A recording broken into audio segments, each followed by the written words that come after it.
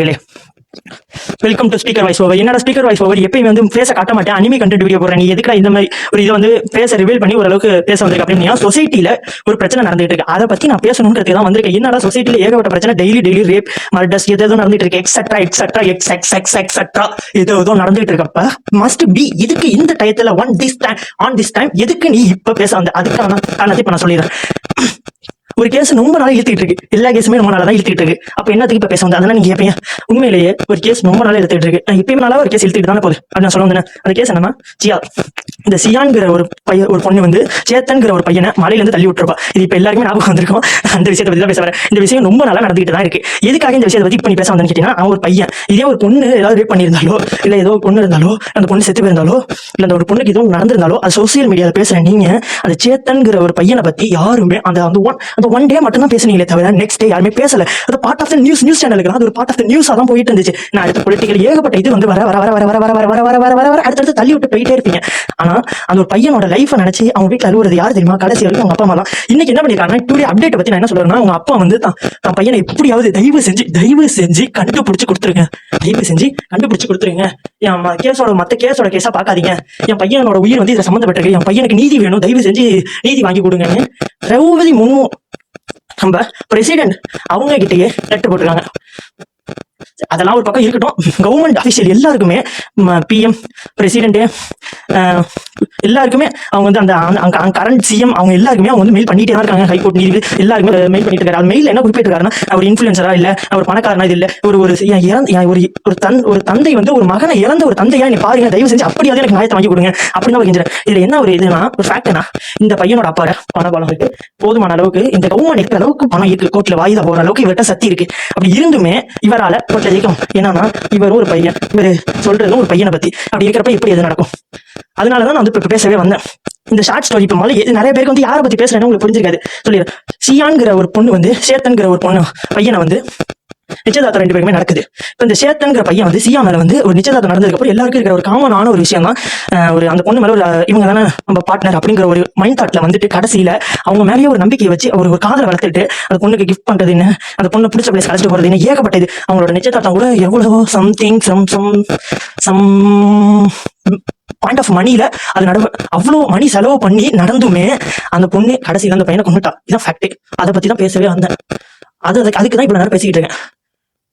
இதை பத்தி யாருமே அந்த டயத்துல தான் பேசினாங்க தவிர நெக்ஸ்ட் அந்த வீடியோ இப்ப இந்த வீடியோ வேற போறேன்னு வச்சுக்கேன், வியூஸ் போகாது. ஏன்னா நம்ம பையனை பத்தி போட்டிருக்கேன், சர்ச்சபிள் இது கிடையாது. ஸ்டார்டிங்ல நீ தான் ஏன்டா பேச வர அப்படின்னு நிறைய பேர் கேட்பீங்க. ஆனா இது ஒரு பையனை பத்தி கொஞ்சமாவது யோசிச்சு பாரு.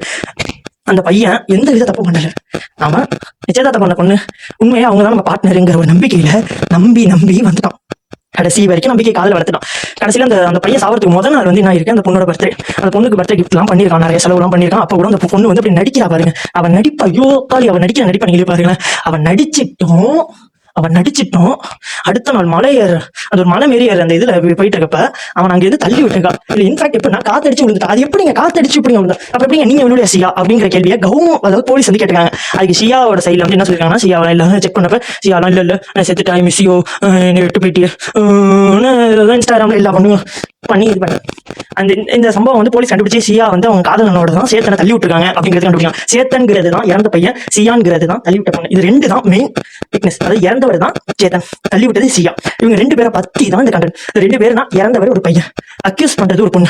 அதனால இது வந்து இதுல வந்து என்ன ஒரு இதுனா, பொண்ணுங்கிறத பத்தி தவிர்த்தும் இதுல ஒரு சட்டம் இது ஒண்ணு இருக்கு.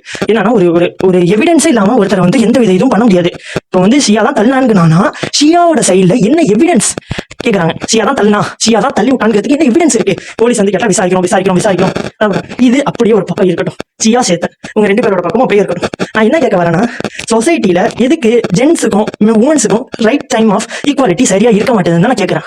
இப்ப நிறைய பேர் என்ன சொல்றாங்க, ஈக்குவாலிட்டி இப்ப வந்து இதே நம்ம தாத்தா காலத்துல எடுத்துக்கிட்டோம்னா பெண்களுக்கு வந்து வீட்டுல முடக்கி வைக்கிறது, படிக்க விட பண்றது அதான் இருந்துச்சு. ஆனா கவர்மெண்ட் ஸ்கீம்ல பாத்தீங்கன்னா ஒரு பையனுக்கு இருக்கிறதோட ஒரு பொண்ணுக்கு தான் ஃபர்ஸ்ட் ப்ரையாரிட்டியே தராங்க.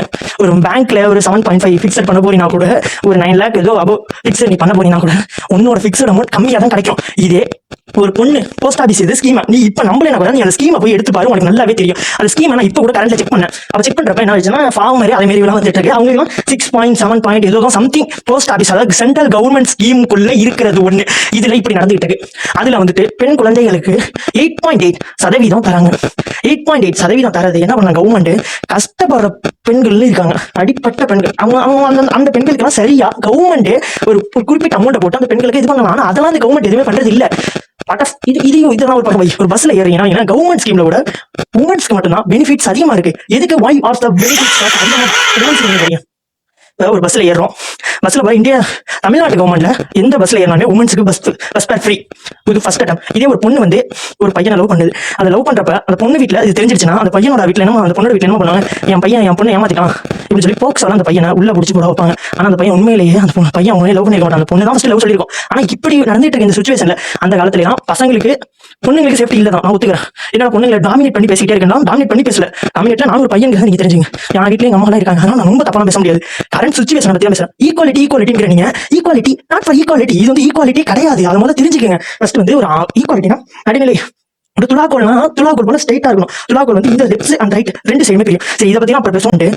கஷ்டப்படுற பெண்கள் இருக்காங்க, அடிப்பட்ட பெண்கள், அவங்க அந்த பெண்களுக்கு எல்லாம் சரியா கவர்மெண்ட் ஒரு குறிப்பிட்ட அமௌண்ட் போட்டு அந்த பெண்களுக்கு இது பண்ணலாம். ஆனா அதெல்லாம் அந்த கவர்மெண்ட் எதுவுமே பண்றது இல்ல. இதெல்லாம் ஒரு பக்கம் வை. ஒரு சம ஈக்குவாலிட்டி இல்ல, எதுவுமே இல்லாதப்ப எப்படிதான் ரைட்ஸா உமன் வாங்குறது? இதை வந்து இதை எதுக்குடா வீடியோவா நீ இப்ப வந்து இது பண்றேன்னா ஷார்ட்ஸா தான் இது வரப்போகுது. நீ ஷார்ட்ஸா வரப்ப நீ கண்டிப்பா ஸ்க்ரோல் தான் பண்றப்ப நீ தயவு செஞ்சு ஒரே ஒரு நிமிஷம் யோசிச்சு பாரு. நீ ஒரு பையனா இருக்கல, இல்ல உனக்கு ஒரு அண்ணனோ இல்ல ஒரு தம்பியோ இல்ல உங்களோட அப்பாவுக்கோ இந்த ஒரு நிலைமை ஏற்பட்டா என்ன பண்ணிருப்ப? அதான் உங்க அப்பா கூட்டு ஒரு அண்ணனோ ஒரு தம்பிக்கோ இப்படி நிலைமை ஏற்பட்டா நீ என்ன பண்ணுவ? அந்த இடத்துல ஒரு அக்காவோ ஒரு தங்கச்சியோ உன்னோட நிலைமை என்னங்கிறத கமெண்ட்ல சொல்லு. மறக்காம நான் கேட்கறது கேள்விக்கு மட்டும் நீ பதில சொல்லிட்டு போயிடுங்க. இப்போ இதே உன்னோட அண்ணனையோ உன்னோட தம்பியோ இந்த நிலைமையில ஒரு பொண்ணு தள்ளி விட்டா என்ன பண்ணுவேன்? இது கூட அப்படியே விட்டு இந்த கேரளால இடையில அந்த அவர் வந்து படவே இல்லை. அந்த பொண்ணை வச்சு இப்படி போய் தேய்ச்சிட்டு அது தேய்ச்சதுக்கு என்ன பண்ணீங்களே? போச்சு, அது போச்சு, இது போச்சு, அது போச்சு, இது போச்சு நீங்களே அப்படி சொன்ன. நீ எதுக்காக இப்போ இது போச்சு அது போச்சுன்னு உன்னால கேள்வி கேட்க முடியல? ஏண்டா டேய் சொல்றா டே, ஒரு அப்பாவிய கொண்ட நீ தாண்டா பாவி. அதே ஒரு ரொம்ப பேசினா ஏதோ கண்டென்ட் ஏதோ கூட போகுது. மேலேயே நான் வந்து பேச வந்தது அந்த ஒரு பையனுக்குள்ள இது வந்து நடக்கல. எப்படின்னா ஒரு கேஸ் இது அதாவது போகுது. அதை சொல்லலாம் வந்தேன். ஏதோ எனக்கு தோன்றதெல்லாம் சொல்லிட்டேன். இருந்தாலும் நான் ஏதாவது தப்பா பேசியிருந்தா மன்னிச்சிடுங்க. மோர் அப்டேட்ஸ்க்கு நீங்க மறக்காம ஸ்பீக்கர் வாய்ஸ் ஒரு சேனல் சப்ஸ்கிரைப் பண்ணீங்க. நம்ம மூலம் இது மாதிரி நிறைய இது மாதிரி பேச தான் போறோம். கண்டென்ட் ரிலேட்டா, அது சொசைட்டி ரிலேட்டாவும் பேச போறோம். அதாவது இந்தியாவோட கரண்ட் சுச்சுவேஷன் என்ன, இப்போ வார் டைம்ங்கிறதுனால வார்ல என்னன்னா ஃபார்மர்ஸ்க்கு என்னன்னா இப்போ என்னன்னா டெவலப்மெண்ட் என்னன்னா இந்தியாவுக்கு கிடைச்சிருக்கு, டெவலப்மெண்ட் ரிசோர்சஸ் என்னன்னா அப்படிங்கிற எல்லாத்தையுமே அப்டேட்டா உங்களுக்கு தெரியணும்னா உடனே நம்ம ஸ்பீக்கர் வாய்ஸ் உங்களோட சேனலை சப்ஸ்கிரைப் பண்ணிடுங்க. தேங்க்யூ ஃபார் வாட்சிங்.